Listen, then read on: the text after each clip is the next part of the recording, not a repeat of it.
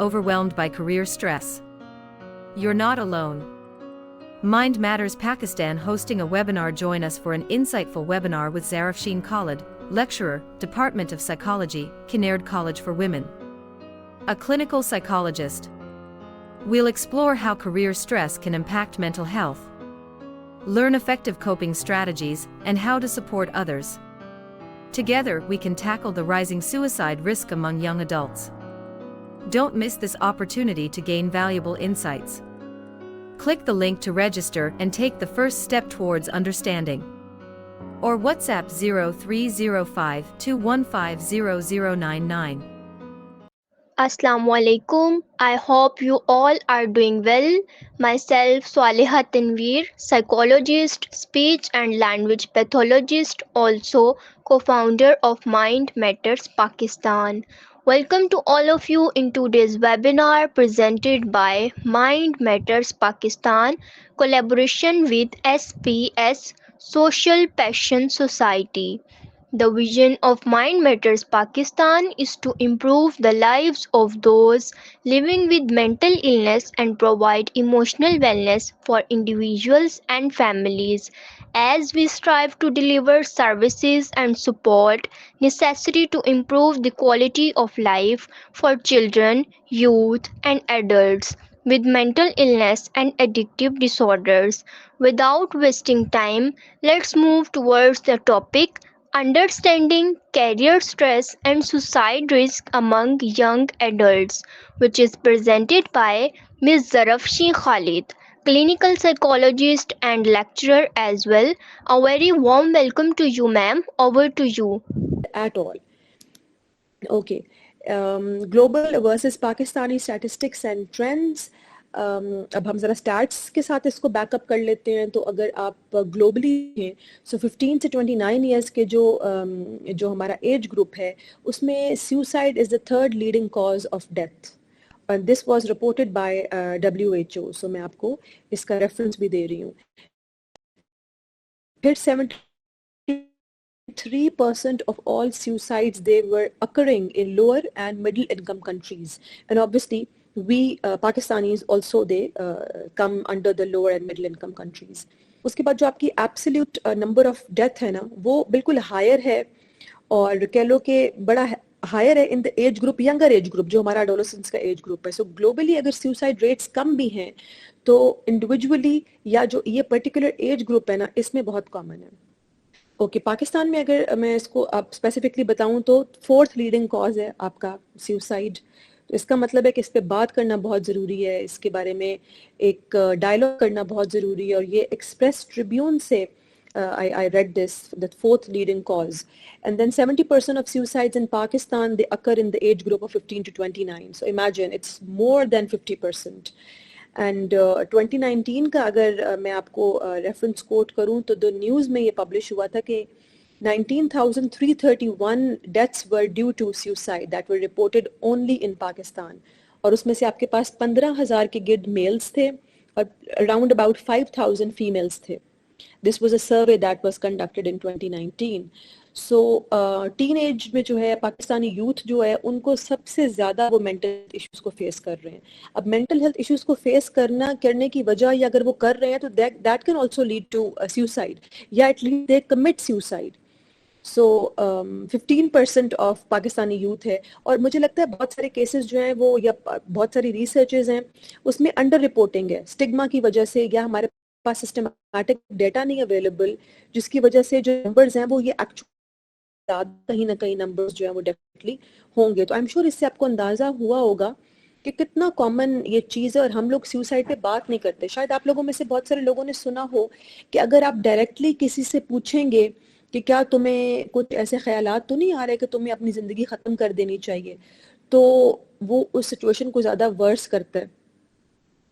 Could anybody, comment on this? आपने सुना है इस तरह की कोई बात किसी ने की हो, या किसी क्लिनिशियन ने कोई ऐसी बात की हो कि डायरेक्ट सवाल नहीं करना सुसाइड से मुतालिक, वरना इसकी हालत और ख़राब हो सकती है, या चांसेस बढ़ सकते हैं कि ये इंडिविजुअल जो है सुसाइड कमिट कर ले?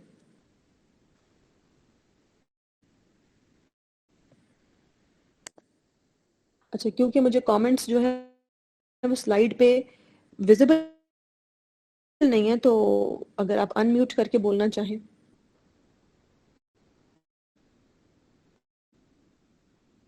अच्छा, मुझे लग रहा है कि बस आज की ऑडियंस जो है वो सिर्फ ऑब्जर्व करेगी, सुनेगी, शायद इंटरैक्ट नहीं करेगी। Is that so?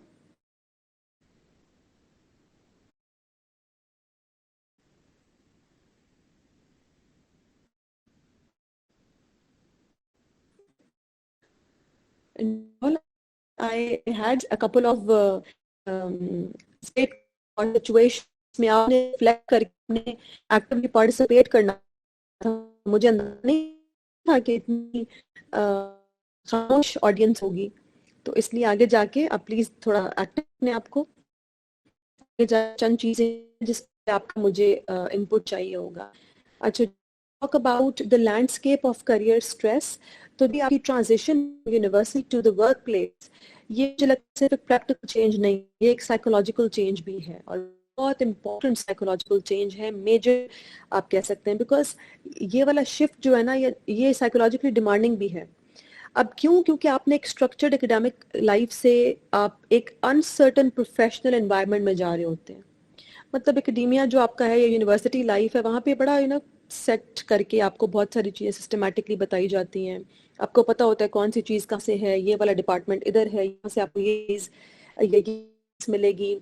लेकिन जब आप प्रोफेशनल एनवायरनमेंट में जाते हैं तो आप अंदाज़ा नहीं कर सकते कि कितने चैलेंजेस होते हैं, या जो लोग हैं इस प्रोफेशन में या जो प्रोफेशनली अपनी चीज़ों को टेकअप कर रहे हैं, I am sure they can relate with me कि बहुत सारे डिफरेंट चैलेंजेस हैं। There is a lot of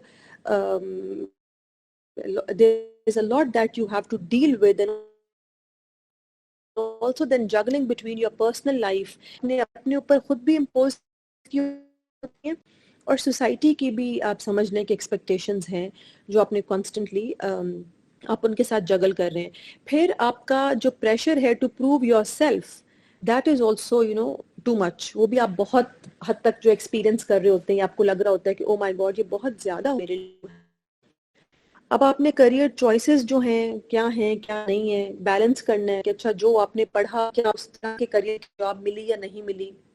कभी कभी बड़ा वाइस वर्सा होता है कि आपका स्किल सेट कुछ और होता है, आपका इंटरेस्ट कुछ और होता है, आप अपने स्टडीज में कुछ और पढ़ रहे होते हैं, तो फिर आपने एक थॉटफुल करियर चॉइस बनानी होती है। लेकिन फॉर्चुनेटली और अनफॉर्चुनेटली कभी कभी आपको वो करियर नहीं मिलता, कभी कभी बहुत लेट जाके मिलता है, बहुत स्ट्रगल करने के बाद। तो फाइनेंशियल इंडिपेंडेंस कभी एक बड़ा कॉन्सेप्ट जो है वो नया नया इस फेज में आप एक्सपीरियंस कर रहे होते हैं। आइडेंटिटी क्राइसिस भी होता है, और मुझे लगता है कि you fear of I mean the fear of not meeting cultural and family expectations is also within you. So a lot of adults, it's their first time that they are navigating independence या identity all at once. सो ये जो नया phase है ना, इसमें इस तरह के सवालात भी आप अपने आप से करते हैं कि एम आई गुड इनफ, या will I find a job, या am I good to get this job, am I deserving, या फिर आप अपने आप से क्वेश्चन करेंगे व्हाट इफ आई फेल। तो आप अपने आप से सवालात करके खुद ही उसके आंसर्स बना के कहीं ना कहीं अपने आप को सेटिस्फाई कर रहे होते हैं, कहीं ना कहीं आप अपने आप को दे रहे होते हैं कि क्या होने वाला है। सो इसके साथ साथ अगेन जो पहले मैंने जिक्र किया, प्रेशर फ्रॉम पेरेंट्स है, फिर आपके पास एंडलेस कंपैरिजन है ऑन सोशल मीडिया। ये मुझे लगता है कि आपकी फीड जो है वो भरी होती है विद सक्सेसफुल स्टोरीज, या when you can also fear at times of letting down others। अब इसमें आपके पेरेंट्स हो सकते हैं, आपके फ्रेंड्स हो सकते हैं, आपकी जिंदगी में मेंटोर्स हो सकते हैं, कोई इंस्पिरेशनल फिगर्स हो सकते हैं, आपके टीचर्स एट टाइम्स हो सकते हैं। आपको लग रहा होता है कि अगर मैंने ये चीज़ ना की तो मुझे लगता है कि शी वुड बी अनहैप्पी, या ही वुड बी अनहैप्पी, या they would not be you know they will not acknowledge my struggle. So all of these things, they get you towards chronic stress, और chronic इसलिए कह रही हूँ because ये लंबा चलता है।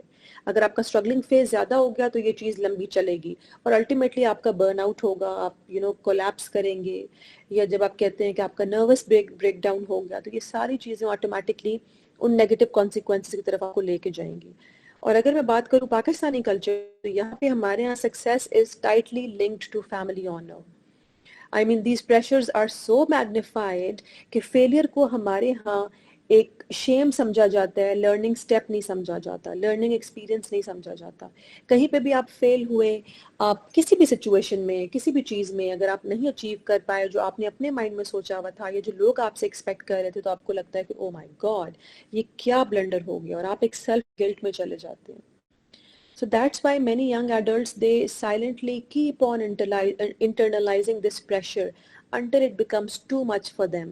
So जब इतना कुछ bottle up हो जाता है आपके अंदर और आप उसको कहीं पे भी वेंट आउट नहीं कर पा रहे, तो अल्टीमेटली जब आप फटेंगे तो आप बहुत शिद्दत से फटेंगे।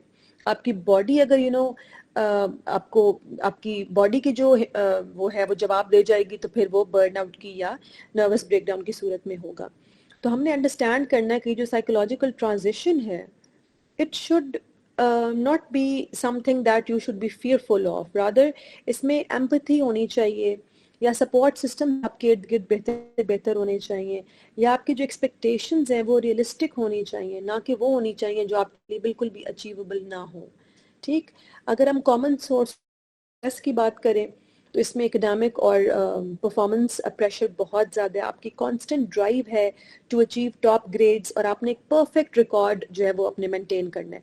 मेरे बहुत सारे स्टूडेंट्स हैं, since obviously I am an academic, उससे भी रिलेटेड हूँ मैं।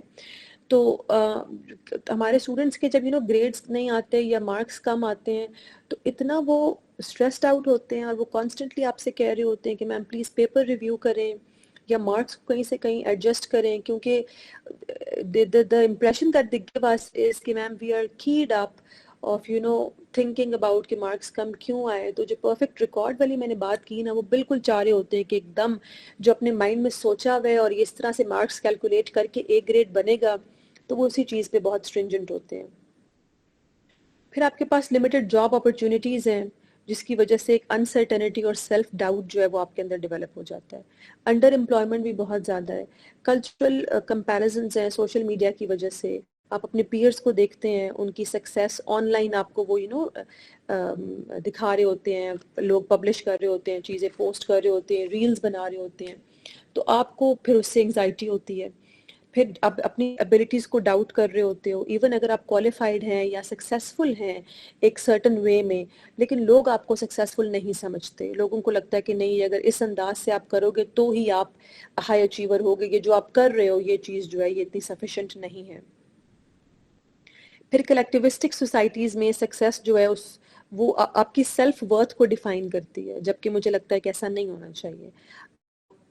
जो फैमिली प्राइड का एक वो कनेक्शन एक हो जाता है ना कि सक्सेस तब है जब आप अपनी फैमिली को प्राउड कर रहे हैं, तो आई थिंक नहीं, जहाँ पे आपकी इनर सेटिस्फैक्शन है, जहाँ पे आपको लग रहा है कि आप अपने आप को इतना चैलेंज कर पा रहे हैं और एक आउटपुट लेके आ पा रहे हैं, तो मुझे लगता है वो इनफ है। उससे ज़्यादा आपको इतना कोई जगल करने की ज़रूरत नहीं है।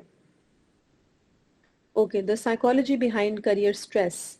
तो सबसे पहले तो आपका ब्रेन और बॉडी रिएक्ट करता है ना जब भी आपको स्ट्रेस होता है। तो करियर स्ट्रेस सिर्फ डेडलाइंस या वर्कलोड का नहीं है, वो it is all about what is happening inside अस।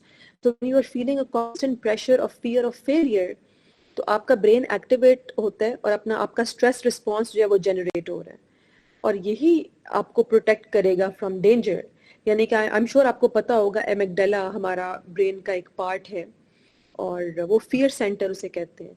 सो जब भी आपको लगता है कि आप प्रेशर लाइक सिचुएशन में है या अनसर्टन सिचुएशन में है, तो आपका एमिगडाला जो है वो एक्टिवेट हो जाता है। वो स्ट्रेस हार्मोन रिलीज करेगा, कॉर्टिसोल, जो कि आपकी बॉडी को प्रिपेयर करेगा कि या तो आपने फाइट करना है या फिर आपने फ्लाइट कर जाना है, कि आंखें बंद करके वहां से गायब हो जाएं, या अपने आप को कमरे में बंद कर लें कि मैं किसी भी चीज का सामना नहीं कर, या मैंने कोई भी चीज सुननी नहीं है, मैंने कोई भी चीज देखनी नहीं है, या मैंने किसी आर्ग्यूमेंट में अपने आप को इंडल्ज नहीं करना क्योंकि आपको लगता है कि आप कोप अप नहीं कर पाते। या फिर आपकी बॉडी जो है वो फ्रीज हो जाती है, नम हो जाती है, आप बिल्कुल म्यूट हो जाते हैं। ठीक है, सो उसके अलावा आप when there is a constant drive to do it perfectly, जैसे मैं perfectionism मैंने यहाँ पे स्लाइड पे वर्ड मेंशन किया है, तो when you think that you have to do things perfectly, तो आप बहुत सेल्फ क्रिटिकल हो जाते हैं, आप अपनी चीज़ों को बहुत हद तक क्रिटिसाइज कर रहे होते हैं। तो आपके जो फियर ऑफ फेलियर है, that turns into threats rather than motivation. तो बजाय इसके कि आप अपने लिए अपने अंदर से इंट्रिंसिक मोटिवेशन ढूंढें आपके लिए वो एक चीज जो है वो नेगेटिव तरह से काम करती है। इम्पोस्टर सिंड्रोम, जब आपको लग रहा होता है कि I am not really competent, I just got lucky to get this, यानी कि मैं ये डिजर्व नहीं करती थी मुझे ये मिले, लेकिन मैं क्योंकि लकी हूं तो मुझे ये मिल गया। तो यहाँ पे भी आप अपने आप को सेल्फ डाउट कर रहे हैं, आप एक इमोशनल फटीग में जा रहे हैं, जो कि चीज़ बिल्कुल भी ठीक नहीं है। फिर नेगेटिव डिस्टॉर्शंस में कॉन्स्टेंटली आप थॉट्स जो हैं वो डिस्टॉर्टेड हैं, आपकी थिंक फॉल्टी है, आप कहते हैं I am not good enough, everyone else is doing better than me, why can I not do what they are doing, why can I not achieve what they are able to achieve, if I fail once it means I'll always fail। तो ये वाले जो thoughts हैं ये आपको कभी भी आगे नहीं बढ़ने देंगे, ये हमेशा आपको they would take you somewhere backwards। तो you need to figure out these thoughts and then you need to convert these thoughts into positive ones। तो again when clients come to us, at times हम उनको different exercises करवाते हैं, double column technique के through, triple column technique के through, हम उनके इन cognitive distortions को मॉडिफाई कर रहे होते हैं, हम कॉस्ट बेनिफिट एनालिसिस कर रहे होते हैं। जैसे ये आपको थॉट आया, इस थॉट के सच होने के कितने चांसेस हैं। अगर आप फॉर एग्जांपल अगर आप कहते हैं if I fail once it means I will always fail, तो कितनी दफा हुआ है कि आपने अगर एक कोर्स में कोई एक ग्रेड नहीं लिया तो इसका मतलब है अगले सारे कोर्सेज उस सेमेस्टर के जो फेल करेंगे। तो क्लाइंट्स खुद से they come up, they challenge their own thoughts, और उनको लगता है कि हाँ वाकई इसकी तो कोई बेस लाइन नहीं है या इसका तो कोई लॉजिक नहीं है, तो मैं इस बारे में क्यों सोच रहा हूँ। तो आप ये जो अपने आप कर होते हैं ना, आपने इस चीज से बेसिकली बाहर निकलना है। इमोशनल कॉन्सिक्वेंसेज में ज़ाहिर है when people stop believing their efforts matter, तो फिर वो चले जाते हैं लर्न हेल्पलेसनेस में, कि मुझे लगता है मेरी कोई भी चीज़ काम नहीं आ रही, ठीक है, there is nothing I can do will make a difference. So इस वजह ये वाला माइंडसेट जो है ये आपकी जो सुसाइडल थॉट्स उनको करेगा, और अगर आप उन सुसाइडल थॉट्स को एड्रेस नहीं करेंगे तो इसका मतलब है कि आप you can move on to committing suicide as well. Okay, इसमें बर्नआउट और नॉर्मल स्ट्रेस की बात है तो बड़ा एक मेजर डिफरेंस है। आपका जो नॉर्मल स्ट्रेस होता है जब आपको वो सिचुएशन बेस्ड होता है, और कभी कभी वो जैसे सिचुएशन चेंज हुई तो वो आपका स्ट्रेस भी खत्म हो गया या कम हो गया। बर्नआउट में परसिस्टेंट एग्जॉशन है, आपकी बॉडी ने इतना एफर्ट कर लिया कि अब उसके पास रिसोर्सेज नहीं बचे और आपकी बॉडी एग्जॉस्ट कर गई है, ठीक है, या उसमें लॉस ऑफ मोटिवेशन है, कोई पर्पस नहीं और आप इमोशनली ड्रेन्ड फील कर रहे हैं। और एक लॉन्ग टर्म मेंटल फटीग जो है वो आपका ब्रेन कॉन्स्टेंटली उस मेंटल फटीग को एक्सपीरियंस कर, और ज़रा जिस तरह से ब्रेन सोचेगा, जो भी आप अपना थॉट प्रोसेस जो आपने एक बना लिया है वो आपकी बॉडी को अफेक्ट करता है डेफिनेटली। सो अगेन जो मैंने पहले भी कहा था कि बर्न आउट जो है वो तो फिर आपको पैरालिसिस की तरफ लेके चला जाएगा, या फिर आप इमोशनली कोलैप्स कर जाएंगे अगर आपने टाइमली इंटरवीन ना किया, या आपने किसी हेल्प के लिए रजू ना किया, तो फिर आपका इमोशनल कोलैप्स जो है वो होगा। अच्छा जी, now there is this reflection for you, I would like कि हम यहाँ पे थोड़ी देर के लिए पॉज करें and think for a moment, what's one thought that often makes you feel anxious about your future. It can be anything. It can be about your career, your finances, your family expectations, or simply not knowing what's next.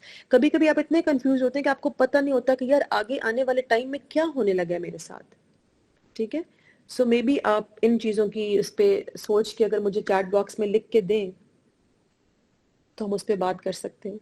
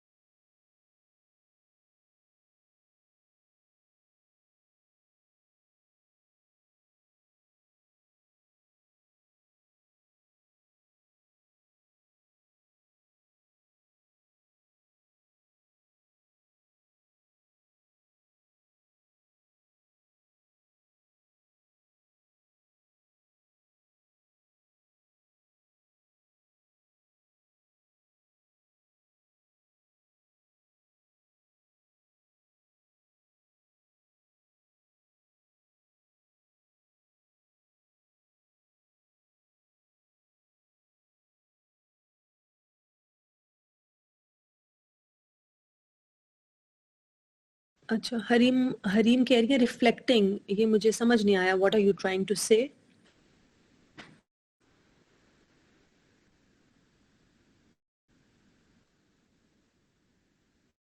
Okay, sure, sure. Please take your time, it's okay.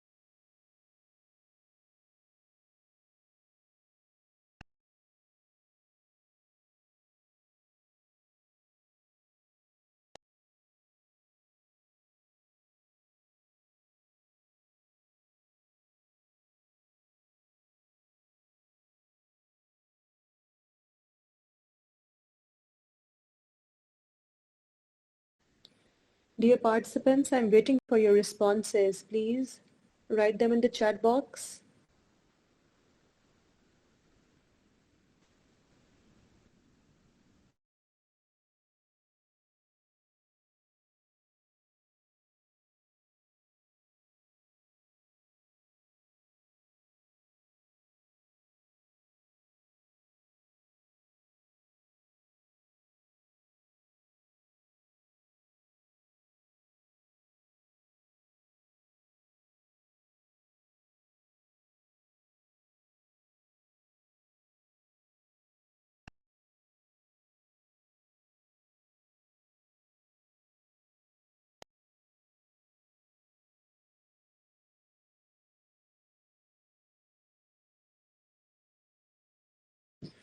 Acha ji, thank you so much. I have received a couple of responses.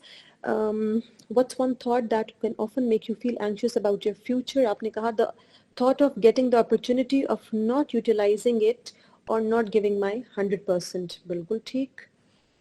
Sometime job insecurity and financial instability, sometimes fear of failure. बिल्कुल ठीक है, अभी हमने fear of failure पे बहुत सारी बात की कि आप इस fear of failure को learning experience नहीं समझते, rather आप इसको समझते हैं कि ओ पता नहीं हम क्या चीज़ lose कर चुके हैं. हरीम से sometimes what if I end up not doing well. बिल्कुल.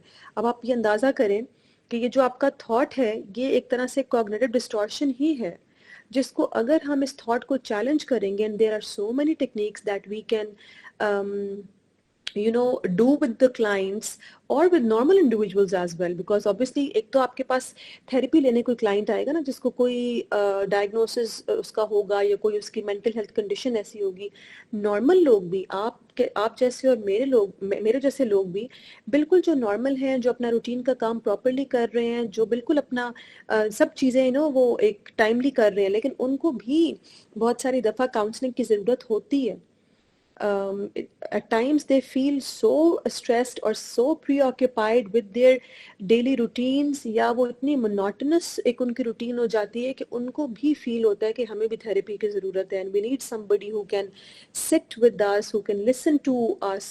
तो कभी कभी फिर आप कहते हैं कि आपके अच्छे अगर दोस्त हों तो वो आपको फिर सुनते हैं और काफ़ी देर तक सुनते रहते हैं. कभी कभी अगर आपके इर्द गिर्द अच्छे लोग ना हों, आपके दोस्त ऐसे ना हों जो आपको इतना positively support, so here you can always go for a therapist or a counselor who can help you.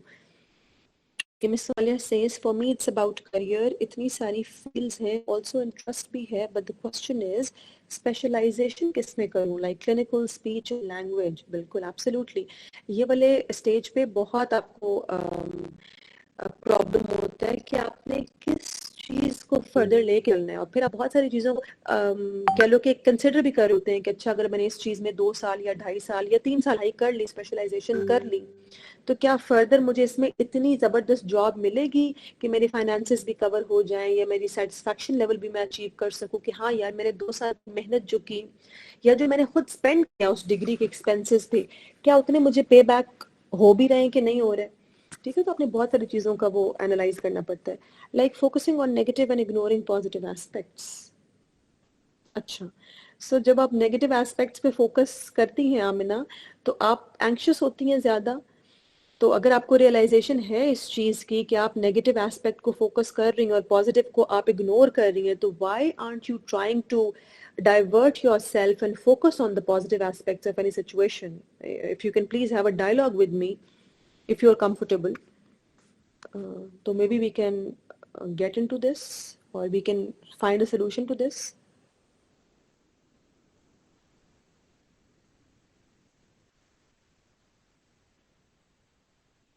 Amina, are you up for a discussion?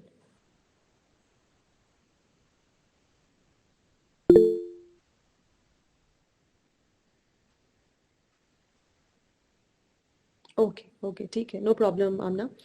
अच्छा जी, इसमें अब देखिए हमने अपने थॉट्स को एनालाइज किया, हमने जजमेंटल नहीं हुए या हमने कोई जजमेंट पास नहीं की. इट वाज जस्ट कि हमने एक अपने आप को स्पेस दी टू ब्रीथ या to respond differently and maybe to be kinder to ourselves. मतलब हम अपने ऊपर कभी कभी बहुत हार्श हो जाते हैं, कभी कभी बहुत क्रिटिकल हो जाते हैं अपने आप को लेके. तो मुझे लगता है कि थोड़ा सा आपने अपने आप को काइंडनेस के साथ जो है वो आपने अपने आप को ट्रीट करना है. ठीक है जनाब, आगे देख लेते हैं. Career stress and suicide risk. Okay, so अब करियर स्ट्रेस जो है ना, that does not just affect productivity. आपकी आइडेंटिटी, आपकी सेल्फ वर्थ और आपका पर्पस, ये सब चीज़ें जो हैं ये इम्पैक्ट हो रही हैं just because of the career stress. So for many young adults career stress is equal to personal value. यानी कि अगर आप अपने करियर में सक्सेसफुल हैं तो फिर आप अपने आप को वैल्यू करेंगे, आपकी सेल्फ वर्थ जो है वो इंक्रीज होगी. तो जब ये कनेक्शन को आप शेक करते हैं ना, ये when this connection is shaken, then actually the psychological distress deepens. ठीक, यहाँ पे फिर इस इक्वेशन को लेके आपका जो डिस्ट्रेस है ना वो अब और अच्छा. अब मैं स्ट्रेस का वर्ड यूज नहीं कर रही, मैं डिस्ट्रेस का वर्ड यूज कर रही हूँ, बिकॉज स्ट्रेस की अगली लेवल है डिस्ट्रेस. तो इसमें अब क्या है कि अगर आप फील कर रहे हैं कि there is no way out of this, या कांस्टेंट फेलियर ही है, या स्टैग्नेशन है कि मैं जहाँ पे हूँ मैं उससे ऊपर नहीं जा सकती या जा सकता, या मैं कुछ अच्छा अचीव नहीं कर सकता, या अगर आप विड्रॉ कर रहे हैं from your peers, from your family members, from your colleagues, मतलब आप आइसोलेशन में जा रहे हैं, या आप आइडेंटिटी क्राइसिस में जा रहे हैं, बार बार क्वेश्चन कर रहे हैं कि हु एम आई, या आप कहते हैं if I am not successful then what. So ये सारे सवालात जो हैं ये आपकी आइडेंटिटी को चैलेंज कर रहे हैं. उसके बाद आप रिपीटेड रिजेक्शन फेस कर रहे हैं, या आप अपने आप को बार बार ये चीज़ कह लो फीड कर रहे हैं कि आई एम बीइंग रिजेक्टेड. जैसे नॉर्मली आप सुनते हैं कि यार अपने आप से प्यार करना चाहिए. जब तक आप अपने आप से प्यार नहीं करेंगे, अपने आप को वैल्यू नहीं करेंगे, तो लोग आपको बिल्कुल वैल्यू नहीं करेंगे. लोग तो आपको रौंद के ऊपर से गुजर जाएंगे, बिकॉज लोगों का क्या है, वो तो किसी को कुछ भी कह देंगे विदाउट इवन फीलिंग कि उनकी इमोशनल स्टेट उस टाइम पे क्या है, या उनके अपने चैलेंजेस क्या चल रहे हैं. कभी कभी लोग ऐਵੇਂ राह चलता कमेंट कर देते हैं, फिर कमेंट करके वो कहते हैं मैंने तो मजाक किया था. तो इन चीज़ों का ख्याल हमें वैसे भी अपनी नॉर्मल लाइफ में भी रखना चाहिए. अच्छा, फिर उसके बाद क्या जो परफेक्शनिज्म या कंपैरिजन का वो है कि मैं अपने कॉलीग्स के साथ अपने आप को कंपेयर कर रही हूँ कि जो वो कर रहे हैं, जो उन्होंने जो अचीव किया, क्या वो मैं कर रही हूँ कि नहीं कर रही. लेकिन मैं ये नहीं सोच रही कि शायद मेरे करियर में अभी आए हुए मुझे 4 से 5 साल हुए हैं. I am new to this field, I am young, I am blooming, and I still have more opportunities to explore myself or explore my skills or my strengths. लेकिन जो मेरे साथ के colleagues हैं उनका किसी का 10 साल का एक्सपीरियंस है, किसी का 15 साल का है, किसी का 12 साल का है, तो ऑब्वियसली उनके पास टाइम भी ज़्यादा था, उनके पास एक्सपीरियंस भी ज़्यादा है और उनके पास अपॉर्चुनिटीज़ भी ज़्यादा थी। तो मेरे पास तो अभी वो टाइम इतना कम नहीं है या तजुर्बा इतना नहीं है, तो मैं कैसे उनको अपने आप से कंपेयर कर सकती हूँ? इसलिए आपका कंपैरिजन अपने साथ होना चाहिए, राइट? या अगर कंपैरिजन है भी तो एक हेल्दी कंपटीशन होना चाहिए, ना कि आप उस कंपैरिजन में अपने आप को भूल जाएं, अपना जो आप काम कर रहे हैं आप उससे डाइवर्ज हो जाएं। सो मैं हमेशा कहती हूँ कि it's not the failure itself but the loss of meaning that breaks us. तो फेलियर को हम मतलब क्या देते हैं, वो चीज़ है जो हमें अंदर से तोड़ देती है, या हम जो कर भी रहे होते हैं, जो एक पॉजिटिव रास्ते पे हम चल भी रहे हैं, हम उससे भी फिर कहीं ना कहीं डिट्रैक हो जाते हैं। ठीक है। अच्छा जी, उसके बाद फिर आप जब बात करें role of career identity and purpose की, तो मुझे लगता है कि एक जो सेंस ऑफ पर्पस है ना, that can act as a psychological anchor during stress. जब भी आपको स्ट्रेस हो रहा है, तो ये आपको एक चीज जो है ना, ये बांध के रखती है, ये ग्राउंडेड रखती है कि यार ये है ना मेरी जिंदगी में, ये पर्पस है मेरी लाइफ का, तो मैंने ये करना है। और फिर उसके बाद आप जो एग्जिस्टेंशियल एम्प्टीनेस है ना, कि पता नहीं यार जो हो रहा है वो ठीक हो रहा है नहीं हो रहा, या मेरी इस जगह पे ज़रूरत है भी या नहीं, क्या मैं मिसफिट तो नहीं हूँ अपनी इस जॉब के लिए, या अपने इस इंस्टीट्यूशन में मुझे इतना वैल्यू नहीं किया जाता, मेरे कॉलीग्स को ज़्यादा वैल्यू किया जाता है, मुझे कोई रिस्पॉन्सिबिलिटी नहीं दी जाती। तो दिस विल इंक्रीज वनरेबिलिटी। फिर अगर आपके सपोर्टिंग मेंटोर्स हैं और आपका जो सेल्फ अप्रेजल है अगर वो रियलिस्टिक है, तो फिर वो मीनिंग और पर्पस जो है वो रिस्टोर्ड रहता है। ठीक है। अब परफेक्ट स्टॉर्म, अच्छा जी, ये मैं आपको डायनामिक थोड़ा समझाती हूँ कि जब भी स्ट्रेस लेवल राइज करेगा ना विदाउट द कोपिंग टूल्स, तब आपका स्ट्रेस सपोर्ट सिस्टम वीकन होगा। ठीक है, मतलब आपका स्ट्रेस राइज हो रहा है लेकिन आपके पास कोपिंग है ही नहीं। फॉर एग्जांपल आप रेजिलिएंट नहीं है। कुछ इंडिविजुअल्स होते हैं उनका बिल्कुल कोपिंग स्ट्रेस मैकेनिज्म बहुत पुअर होता है, उनकी रेजिलियंस बड़ी वीक होती है, तो वो फिर मेंटल हेल्थ स्ट्रगल्स में ज़्यादा इंडल्ज हो जाते हैं, यानी कि डिप्रेशन फेस करते हैं, एंजाइटी फेस करते हैं, बर्नआउट है। और अगर ये चीज़ें आप फील कर रहे हैं, और सबसे बुरी बात कि अगर दीज आर गोइंग अननोटिस्ड, फिर आपका क्राइसिस रिस्क जो है वो एस्केलेट कर जाएगा। फिर तो समझें कि बस अब एक अलार्मिंग सिचुएशन है या एक ऐसा रेड स्पॉट है जिस पे वाकई अब आपको तवज्जो देने की ज़रूरत है, बिकॉज अब things are going beyond the control. Excuse me. So I am sure आप इन चीज़ों को एक अगर आप एक ट्रायंगुलर डायग्राम जो है उसको अपने दिमाग में एक उसका बनाएं, एक स्ट्रक्चर। तो एक कोने में स्ट्रेस है, एक में आइसोलेशन है, एक में मेंटल हेल्थ सिम्टम्स है, और बीच है, ये है एक्चुअली आपका सेंटर में इसका क्राइसिस पॉइंट है। ठीक है। अच्छा, अब आप बात कर लेते हैं रेड फ्लैग्स की। तो इसमें आप वर्बल क्यूज दे सकते हैं अपने आप को कि I can't do this any more, और आई एम श्योर देते हैं, और इनको कन्वर्ट करने की जरूरत है इनटू पॉजिटिव क्यूज, या I wish I could disappear. ये जो है ना फाइट फ्लाइट वाला कॉन्सेप्ट, ये वही है कि आप कहते हैं कि यार ये इतना एक सिचुएशन आई है, एक ट्रॉमा आया, एक चैलेंज आया है मेरी जिंदगी में, मैं तो इसको कोप नहीं कर सकता। तो मुझे लगता है कि अल्लाह ताला मुझे उठा ले, या कुछ ऐसा हो जाए कि सिचुएशन एकदम से चेंज हो जाए, कोई मैजिक हो जाए, कुछ हो जाए कि चीज़ें 360 डिग्री रिवर्स हो जाए। लेकिन ऑब्वियसली वो पॉसिबल नहीं है ना। कोई हमें थोड़ा सा रियलिस्टिकली सोचना पड़ेगा या पड़ता है कि ये पॉसिबल तो नहीं है ना कि एकदम से चीज़ें जो हैं वो जिस तरह से हैं वो उसके ऑपोजिट हो जाए। तो इसमें आप होपलेसनेस आ जाएगी, गिल्ट आ जाएगा, एंगर आउटबर्स्ट आ जाएंगे, आप फ्रस्ट्रेटेड फील करेंगे, या फिर अगर आप सब्सटेंस यूज में अपने आप को इंडल्ज करना आपने शुरू कर दिया है, तो ये सारे वो साइंस हैं। रेड फ्लैग्स मैंने क्यों कहा, वार्निंग साइंस मैंने क्यों कहा, कि ये वो साइंस है जिसमें आपको अटेंशन देनी है। आपने फिगर आउट करना है कि यार इसमें कुछ ना कोई तो खराबी है, कोई ना कोई तो गड़बड़ है। और अगर आप कभी भी इन सारे साइंस में से अगर आप कुछ भी नोटिस कर रहे हैं, तो please don't stay silent. Asking directly about suicide does not increase the risk, rather it can save a life. I hope I am clearly, been able to transmit this line कि जब आप लोगों से बात करते हैं about suicide, उससे खतरा ये नहीं होता कि रिस्क बढ़ जाएगा सुसाइड कमिट करने का। रादर जब आप डायलॉग करते हैं तो बहुत दफा चीजें जो है वो बेहतर हो जाती हैं। तो मैं सिर्फ देख लूं कि okay, so there's no comment as such. Okay. So here I would like to, share an experience of my own client. She was a 24-year-old university graduate, and she had always been a great high achiever. और इसमें from childhood she was taught that success जो है ना, इसका मतलब है कि सिर्फ you have to become a doctor.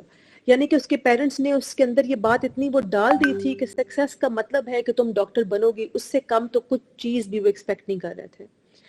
After years of struggling with grades and repeated entrance test failures, she shifted to a different field. Instead of relief, she felt an overwhelming sense of guilt and shame. अब क्योंकि field change हो गई है तो उसको अजीब सा guilt, एक शेम हो रहा है, जो मैंने पहले जिक्र किया था कि आप अपनी फैमिली को, you try to bring pride to them, you try to bring some proud feeling to your parents, but generally now because she shifted her field and she couldn't be a doctor, so she ended up in this sense of self guilt and shame. So she started thinking that she had disappointed everyone. Her friends had started their careers, their social media feed was filled with their success stories, या जो जहाँ वो जाना चाह रहे थे mostly को वहीं एडमिशन मिल गया था. So she started believing that she was falling behind in life. या उसको लग रहा था कि जो वो कर रही है वो बहुत पीछे रह रही है from whatever is happening, या वो नहीं अचीव कर पाई जो उससे एक्सपेक्ट किया जा रहा था. अब ये जो constant comparison था ना and the fear of being a failure, this led to sleepless nights, and she also reported that she had panic attacks. और ultimately क्या हुआ कि वो आहिस्ता आहिस्ता इस सारी चीज़ को एक्सपीरियंस करते करते आइसोलेशन में जाना शुरू हो गई. अब स्टार्ट उसने किया है फ्रॉम विदड्रॉइंग फ्रॉम फ्रेंड्स या अपनी फैमिली गैदरिंग्स को अवॉइड करना शुरू किया, लेकिन फिर वो बिल्कुल एक आइसोलेशन मोड में चली गई जहाँ पे उसमें कोई हिम्मत नहीं थी कि वो लोगों का सामना करती या दोस्तों की महफिल में बैठती या फैमिली के साथ मिल के डिफरेंट सिचुएशन इवेंट्स में अपने आप को वो उसमें इंजॉय करती. So at her lowest point in life, she admitted that she had thoughts like, maybe I am not meant for this world. ठीक है, अब ये जो एक थॉट है, maybe I am not meant for this world, ये thought अपने आप में बहुत कुछ कह रहा है. सो ये चीज़ें अपने आप को अब वो बता रही है या अपने आप को ये इंफॉर्मेशन फीड कर रही है. Finally after a lot of struggle एक दोस्त मिलती है उस, and she notice that changes in her. तो अब वो भी बड़ी सरप्राइज्ड हुई. And then she gently encouraged her to talk to a counselor. She made sure that she should go to a counselor. वो सारी अपनी situation उसके सामने रखे, उससे बात करे, because जो अपने अंदर वो महसूस कर रही है वो she should put it across to somebody. क्योंकि तभी जब तक वो बात नहीं करेगी, किसी से शेयर नहीं करेगी, तो किसी को पता क्या चलेगा कि यार what is she going through. So through therapy, she learned to untangle her identity from others' expectations. कि यार पहाड़ में जाए, जो भी बाकी लोग मेरे बारे में सोचते हैं या लोगों को क्या क्या मेरे से उम्मीदें हैं, वो चीज़ साइड पे, मेरी अपनी आइडेंटिटी क्या है, मेरी अपनी सेल्फ वर्थ क्या है, उस पे अब वो आहिस्ता आहिस्ता काम करना शुरू हो गई. And ultimately, she discovered her own strengths in communication and empathy. ये दो चीज़ों पे वो कहती है मैंने बड़ा बिल्डअप किया, मुझे लगा कि I can communicate really well और मैं एम्पथाइज बहुत अच्छा कर सकती हूँ. लेकिन this all happened with the therapist support. Then she found confidence to pursue a degree in psychology. That was something that she loved like anything. तो मैं इसको अपनी ना उससे रिलेट भी करती हूँ अपने स्टूडेंट से. जब हमारे पास सेमेस्टर 1 के स्टूडेंट्स आते हैं तो बहुत दफ़ा वो कहते हैं कि मैम हमने तो अपना एम कैट दिया, मेडिकल का एग्जामिनेशन, और हमने मेडिकल में जाना था बिकॉज हमारे पेरेंट्स ने कहा, लेकिन नहीं हो सका, हम मेरिट नहीं बना पाए, तो अभी एंडेड अप इन साइकोलॉजी. सो बहुत सारी दफ़ा जब आप नहीं मेडिकल में जा पा रहे होते तो आप साइकोलॉजी में आ जाते हैं, बिकॉज कहीं ना कहीं आपको लगता है कि कनेक्शन है शायद. तो और बहुत दफ़ा ये भी होता है कि पेरेंट्स कहते हैं कि नहीं एडमिशन ले लो तुम एक डिसिप्लिन में, लेकिन दोबारा सेकंड अटेम्प्ट देनी है, और देने के बाद फिर तुम्हारा अगर मेरिट बनेगा तो फिर तुमने आ जाना है. ठीक है, तो इस तरह से बहुत सारे चैलेंजेस जो हैं वो हमारे स्टूडेंट्स रिपोर्ट करते हैं. अच्छा, फिर इस अपनी क्लाइंट की बात शेयर करती रहूँ तो मैं कहती हूँ कि she was so, she got so competent and she got so confident जब वो अपने थेरेपी सेशंस में थी कि today she is working as a mental health educator and she is helping other people navigate stress and self doubt in them. और किस तरह से अपने स्ट्रेस या अपने सेल्फ डाउट को ओवरकम करना है, शी इज वन जो खुद उस सिचुएशन से गुजरी, is the one who is helping other people. And she often says this thing. She says, getting help didn't make me weak. It reminded me that I'm a human being, and that was enough to begin again. So that is such a wonderful thought. और मुझे ये बात आज तक याद है, उसके मैं बहुत दफ़ा इसको कोट भी करती हूँ बहुत सारी जगहों पे. So इस पूरी नरेशन से मेरे ख्याल है आपको लगा होगा कि she started off from a pressure situation, but then she found purpose in life. और उसको लगा कि हेल्प जो है, हेल्प लेना, that is not a sign of weakness. Rather, healing can begin with conversations.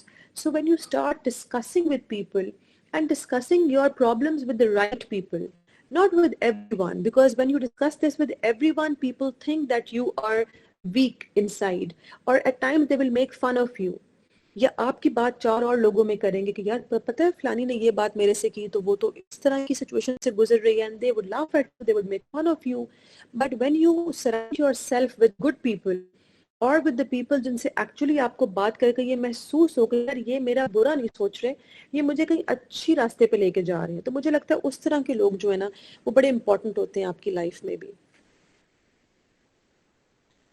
अच्छा जी, उसके बाद हम सुसाइड से रिलेटेड कुछ मिथ्स हैं, कुछ फैक्ट्स हैं, उन पे बात कर लेते हैं.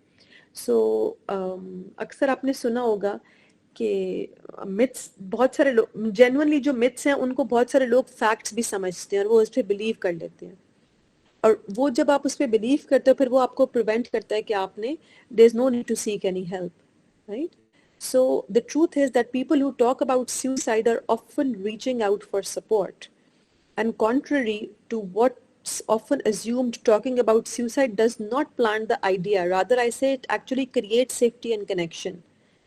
So अगर आप बात करते हैं suicide के बारे में तो ज़रूरी नहीं है कि आप नहीं करेंगे. जब आप बात करते हैं इसका मतलब है कि there are some thoughts in your mind and your brain जो कहीं ना कहीं आपको इस चीज़ की तरफ लेके जा रहे हैं. जैसे मेरा एक क्लाइंट था, he was diagnosed with bipolar and he was in manic phase at that time. जब उसने मुझे कहना शुरू किया कि मेरा इस ज़िंदगी से दिल चल गया और मुझे लगता है कि मेरा ज़िंदा रहने का कोई फ़ायदा नहीं है. अब उसने अपनी कैजुअल एक गुफ्तगू में ये बात कर दी, लेकिन ये बात मुझे बड़ी हिट की और मैंने इसको अननोटिस नहीं जाने दिया. मैंने इसको आई रजिस्टर्ड दिस थिंग, और मैंने अगले दिन, अगले ही सेशन में इस बात से रिलेटेड आई ट्राइड कि मैं थोड़ा सा और इन्वेस्टिगेट करूं. तो मैंने कहा कभी आपको ख्यालात आए हैं पहले भी, इससे पहले भी, कि आपको अपनी ज़िंदगी अच्छी नहीं लगती या आपको आपका ज़िंदा रहने का कोई फ़ायदा नहीं है? कहते हैं जी बहुत दफ़ा आए, मैंने तो 2 दफ़ा जाके कोशिश भी की है. उसने एक आई डोंट नो इसका किसी केनाल का नाम लिया, पता नहीं कौन सी नहर है, कि इस नहर पे जाके मैंने 2-3 दफ़ा कोशिश भी की है कि मैं छलांग लगाऊं, मैं अपने आप को ख़त्म कर दूं. तो वो चीज़ मुझे क्लिक की कि अच्छा maybe he has attempted this before as well, लेकिन ऑब्वियसली ही सर्वाइव्ड. सो कहीं ना कहीं जब आपका थॉट आता है, आप जब उसको बातों बातों में कहीं जिक्र कर देते हो किसी के सामने, तो आप कभी भी उसको इग्नोर ना किया करें. You can always. और फिर मैंने उसकी उस चीज़ को प्रॉपरली इन्वेस्टिगेट किया थॉरली, और मैंने प्रायर हिस्ट्री निकाली उसकी, और फिर हमने एक टीम ऑफ डॉक्टर्स ने बैठ के, जिसमें साइकोलॉजिस्ट भी थे, उसमें और डॉक्टर्स भी थे, साइकियाट्रिस्ट उसकी मेडिकेशंस प्रिस्क्राइब करते थे, नर्सिंग स्टाफ था, फिर उनके जो वो ज़ाहिर इन पेशेंट में एडमिटेड थे, तो वहाँ पे जो उनके वार्ड बॉयज़ थे, जो रात की ड्यूटी के लोग थे, उन सबको हमने, even the guards of that institution, यानी कि उस वार्ड के जो गार्ड्स थे जो ऑन ड्यूटी होते थे, हमने उनको भी ये इन्फॉर्मेशन थ्रू की कि इस तरह से आपने अलर्ट रहना है कि आपने इन चीज़ों को, या अगर आपको लगता है कि कोई ऐसा हो रहा है काम, तो आपने मेक श्योर करना है और नज़र ज़रा गहरी रखनी है. तो हमने just trying to do the best and the necessary precautions that we could take. Okay, it happens without warning? नहीं, बिल्कुल नहीं. एज जस्ट मेंशन कि मेरी क्लाइंट ने ये बात की, तो कहीं ना कहीं आप उनकी बातों से अंदाज़ा लगा सकते हैं. Only people with severe mental illness attempt suicide, it's a myth. Facts में आपके पास हैं, people would show warning science, they would talk about suicide, and they can prevent it. It can affect anyone under chronic stress. Okay ji, talking about protective factors and coping strategies. अच्छा, I'm sure कि we are okay, so we're on time. Okay, Janab. So many of us अब बहुत सारी बात हमने कर ली है कि क्या क्या रिस्क फैक्टर्स हो सकते हैं या किस तरह से हम आइडेंटिफाई कर सकते हैं, या उससे पहले करियर स्ट्रेस की बहुत सारी बात हमने कर ली है। अब हम देख लेते हैं कि यार कोपिंग जो है वो किस तरह से कर सकते हैं। सबसे पहले इसमें आपका रेजिलियंस का वर्ड लिखा हुआ है। तो रेजिलियंस में बेसिकली आपने क्या करना है कि एबिलिटी क्या है, एबिलिटी टू अडेप्ट है या रिकवर है from the setbacks in your life. So आपकी जो इमोशनल इंटेलिजेंस है वो आपको हेल्प करेगी कि आपने डिसअपॉइंटमेंट या रिजेक्शन जो है उसको कैसे ओवरकम करना है। जब तक आप सेल्फ अवेयर नहीं होंगे, जब तक आपके अंदर एम्पैथी नहीं होगी या एक ऑप्टिमिस्टिक अप्रोच नहीं होगी, तब तक मेरा ख्याल है आप इस चीज़ को ओवरकम नहीं कर सकते। तो ये वो स्किल्स हैं जिनको नर्चर करना ज़रूरी है। अब बस इमेजिन करें कि एक तनावर दरख्त है जो कि शदीद हवा में बेंड तो हो रहा है, उसकी शाखें जो है वो नीचे की तरफ झुक तो रही हैं लेकिन वो टूट नहीं रहा। तो ये एग्जाम्पल है रेजिलियंस की, ठीक, कि शदीद तूफान में भी, आंधी में भी वो दरख्त जो है वो अपनी जगह पे वहीं एंकर्ड है, वहीं खड़ा हुआ है। Okay, then the mentorship and understanding, peer understanding। तो मुझे लगता है सपोर्टिव फ्रेंड्स का होना, अच्छे मेंटोर्स का होना, या आपके जो peers हैं they can act as buffers against your stress। When you share struggles of your life, when you share your challenges, it can reduce shame and isolation। यानी कि जो आपको एक होता है ना कि अच्छा पता नहीं मैंने ये शेयर किया तो मुझे कोई क्या कहेगा, तो अगर आप अपनी स्टोरीज शेयर करते हो तो लोगों को कॉन्फिडेंस आता है कि अगर इसने भी ये बात की तो क्यों ना मैं भी ये बात करूं। ठीक है, मीडिया पे आपने देखा है बहुत सारे इन्फ्लुएंसर्स हैं, बहुत सारे सेलिब्रिटीज़ हैं, वो जाके शेयर करते हैं कि हमारी ज़िंदगी में ये हुआ, या पुरानी जो उनकी स्ट्रगल्स हैं हम उनको जब शेयर करते हैं तो बहुत सारे लोगों में हिम्मत आती है, लोग बड़ा अप्रिशिएट करते हैं उनको। और मेंटोरशिप जो है वो आपको हमेशा से नॉर्मल, वो that helps you normalize failures. और आपकी ज़िंदगी में अच्छे मेंटोर्स का होना बहुत ज़रूरी है, बिकॉज वो आपको फिर कौन सा करियर आपके लिए बेस्ट है या किस करियर को आप अगर परस्यू करेंगे तो आपकी जो पर्सनालिटी है या स्किल्स हैं वो उसके साथ मैच करते हैं या कोहेरेंट हैं, वो उसमें आपको गाइड कर सकते हैं। ज़ाहिर है बिकॉज वो ज़्यादा तजर्बाकार होते हैं, उनके पास एक्सपीरियंस ज़्यादा होता है। और पीयर अंडरस्टैंडिंग में क्या है कि आप कलेक्टिव स्ट्रेंथ बिल्ड करते हैं। मुझे लगता है कि आपको लगता है कि यू आर नॉट अलोन, और सिर्फ ये जुमला किसी दोस्त की तरफ से आ जाना कि you not alone, I am always there for you, मुझे लगता है this is it all. Okay, mindfulness, just staying present without any judgement, ये आपकी ओवर थिंकिंग को रिड्यूस करेगा। Self compassion, when you have to treat yourself with kindness. कोई भी struggle है, कोई भी कुछ है, आप अपनी मेहनत जारी रखें लेकिन आप try to be kind to yourself. So इसमें आप 5 मिनट की ब्रीदिंग एक्सरसाइज जो है वो प्रैक्टिस कर सकते हैं, आप जर्नलिंग कर सकते हैं, आप लिख सकते हैं फॉर आप वो सारी चीज़ें लिखें, या जिस भी चीज़ के लिए आप थैंकफुल हैं, या ग्रैटिट्यूड प्रैक्टिसिंग जो है वो आप करें। ग्रैटिट्यूड जर्नलिंग एक टेक्निक है, बहुत हेल्पफुल है कि जो कुछ आपके पास है, अल्लाह ताला ने आपको जो कुछ दिया है, जिस चीज़ से नवाजा है, आप उसको राइट डाउन करें कि what are the things that I have been given, and then you can compare yourself with other people जिनके पास वो भी नहीं है जो आपके पास होगा।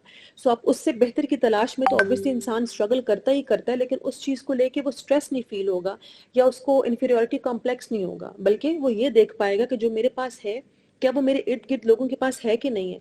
तो आप अपने आप को कंपेयर करें उन लोगों से जिनके पास वो भी नहीं है जो आपके पास है। तो कभी कभी आप बहुत ब्लेस्ड फील करते हैं, अच्छा मैं तेरा शुक्र है अल्हम्दुलिल्लाह जो तुमने ये दिया, ये मुझे इस मकाम पे पहुंचा दिया जहाँ पे बहुत सारे लोग इतनी मेहनत के बावजूद भी नहीं पहुंच पाते, या उनके पास वसाइल नहीं होते, या उनके पास अपॉर्चुनिटीज नहीं होती। सबसे बड़ी बात ये है।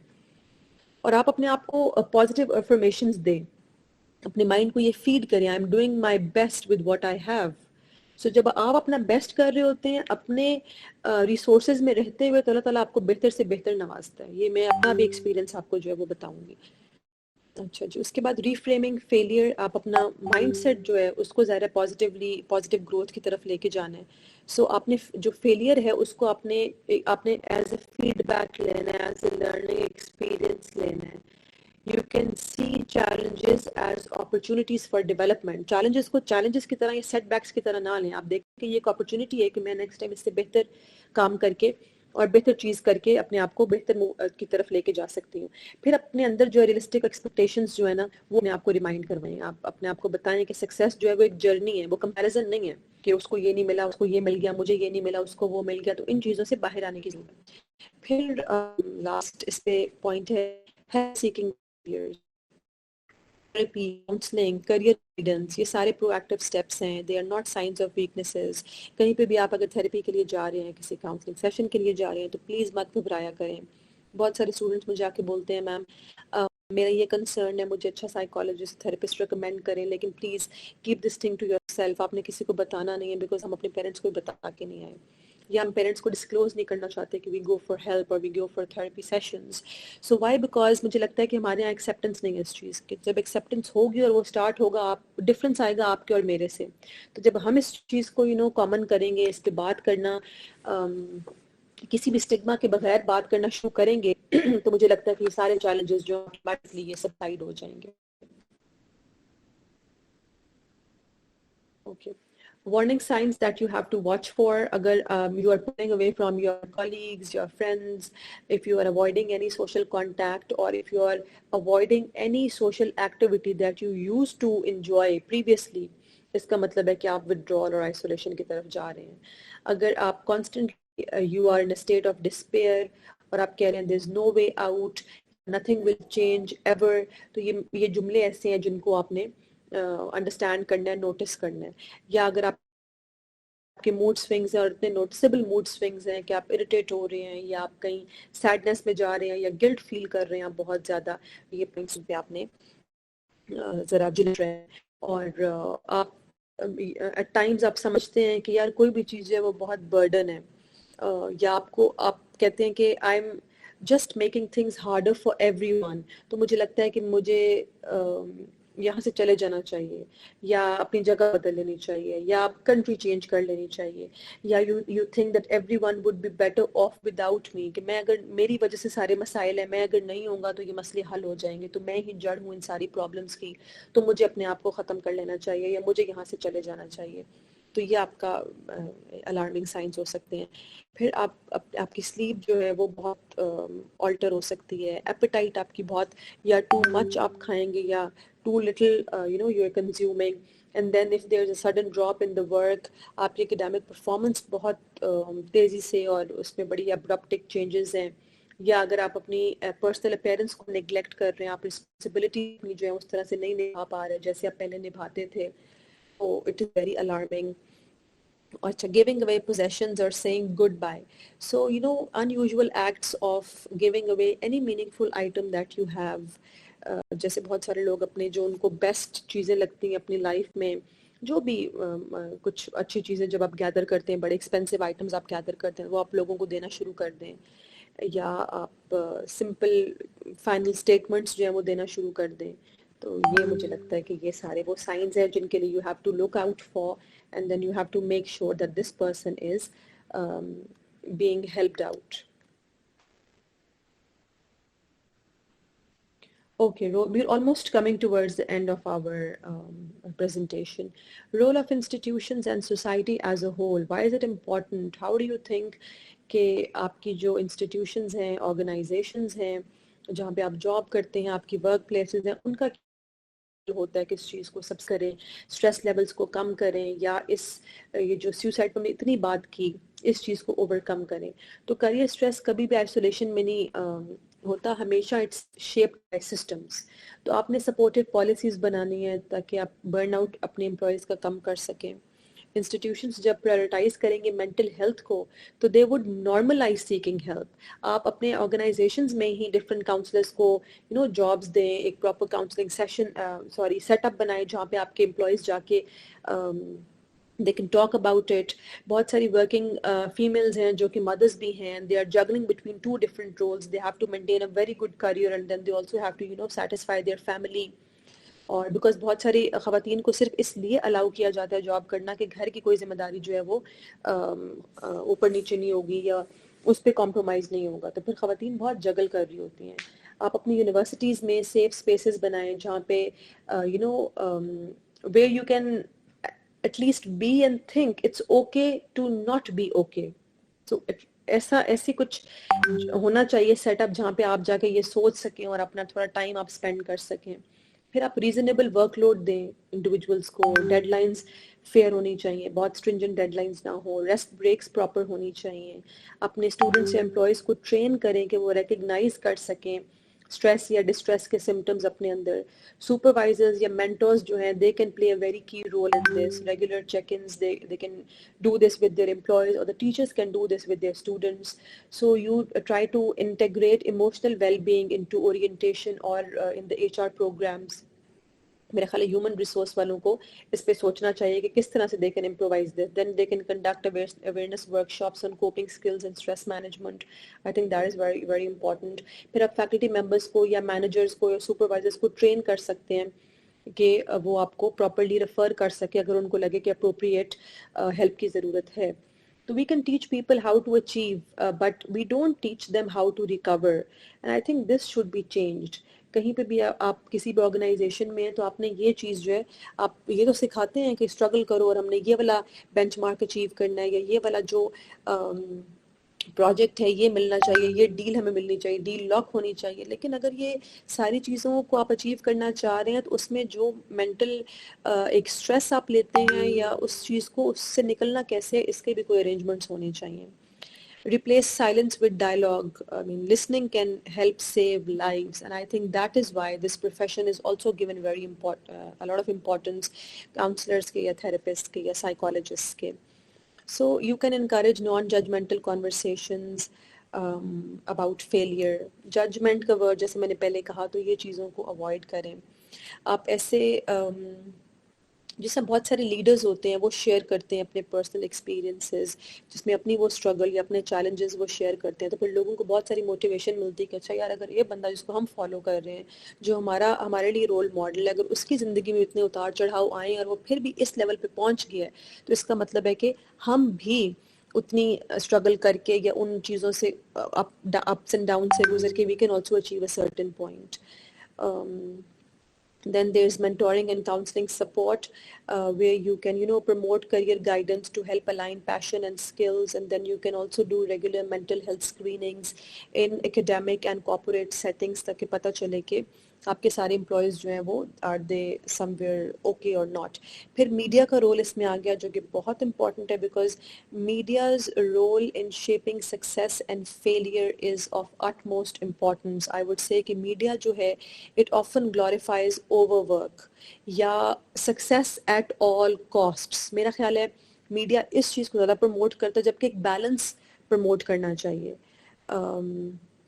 कि इम्परफेक्शंस भी हैं एट कुछ जगहों पे, वनरेबिलिटीज़ भी हैं, तो दोनों साइड्स अगर दिखाई जाएंगी तो फिर लोग जो है वो फील करते हैं कि अच्छा ठीक है, हम जैसे भी और बहुत सारे लोग हैं.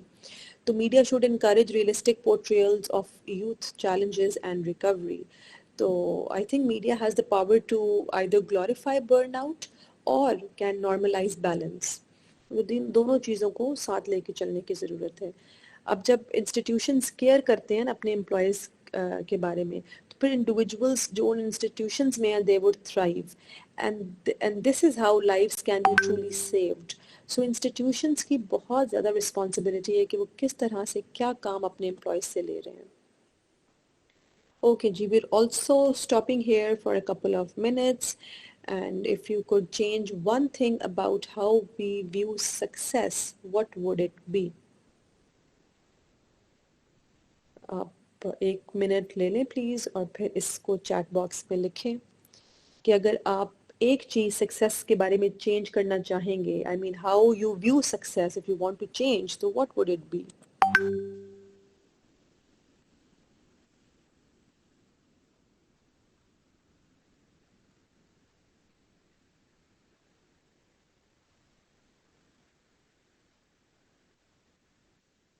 You can either mention it in the chat box, और अगर आप शेयर करना चाहें तो आप करें.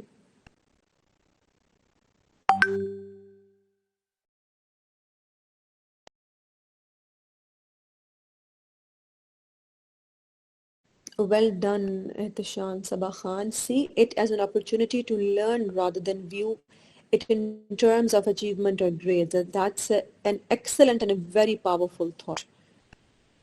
What else? I would want each one of you to write something, write one thought as in how you view success, because we're almost towards the closure of our webinar.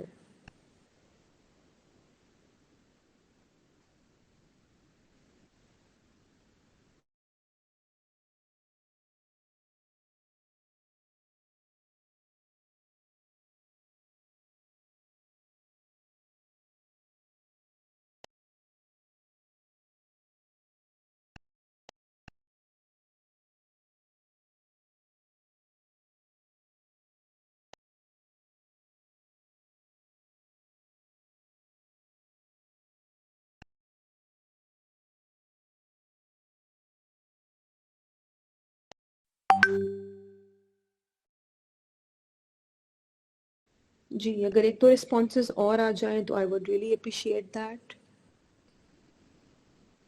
Ji, Hareem says to stop trying and seeking others' approval. Excellent. That's a meaningful shift. I think we have almost, you know, learned this thing from today's session. Very nice. Well said. Amna Summer says success must not be measured by external outcomes like money and grades. Yes, इसका मतलब है कि you are valuing well-being over competition, right? Because money, grades, ये तो सारा एक competition ही है ना, तो मुझे लगता है कि it's a very nice thought that you and it seems as if you value your own personal well-being, which is very important. So I'm really happy to see these responses coming up.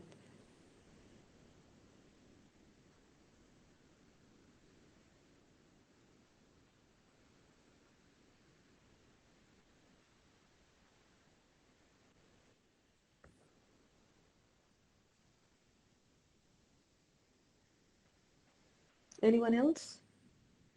किसी और ने कुछ कहना हो, chat box में लिखना हो इससे related before we can move forward.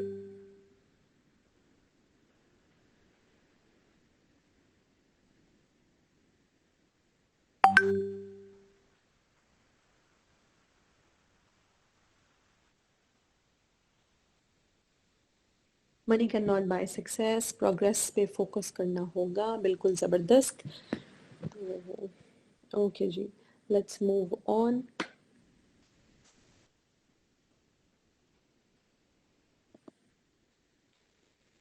Okay, so as we are, closing, I want to remind that stress doesn't mean weakness. It means you've been strong for too long without enough support. तो उस चीज़ के लिए यहाँ पे मैंने कुछ screen पे कुछ हेल्पलाइंस डाली हैं, इनसे शायद आप फेमिलियर भी हों. कॉन्टैक्ट है, कहीं पे आपको मेंटल हेल्थ सपोर्ट प्रोवाइड करते हैं, कहीं पे अगर आपको काउंसलिंग की ज़रूरत है तो वो आपको हेल्पलाइन उसके थ्रू आप ले सकते हैं. सुसाइड प्रिवेंशन की भी हेल्पलाइन है. Take away message. Okay, so let's normalize reaching out. Let's normalize talking openly about these stigmatized topics like suicide. Let's redefine success in healthier ways, because when we care, when we truly care, we not only build stronger careers, but we build stronger lives, I believe. It's a very powerful thing to, say. And when you internalize this thought, it actually gives you a lot of strength. So career stress is real but manageable. Suicide is preventable. Awareness and connection can save lives. Encourage self-care, peer checks in, and professional help. So आप लोग भी एक दूसरे को, you can keep a check on to your friends whether they are doing okay. अगर कोई अपनी काम पे नहीं आ रहा for due to any reason, तो आप एक simple message करके उनसे पूछ सकते हैं, is everything all right? अगर आप यूनिवर्सिटी स्टूडेंट हैं तो आप अपने फ्रेंड्स को चेक कर सकते हैं, if they're not, they're on leaves or anything. Maybe you can ask them if they need any help. So अगर कुछ इस तरह की किसी को चाहिए तो फिर you should always be available. Okay, the last thing for you where you need to reflect is what part of today's talk resonated with you the most? If you can mention your points in the chat box, please.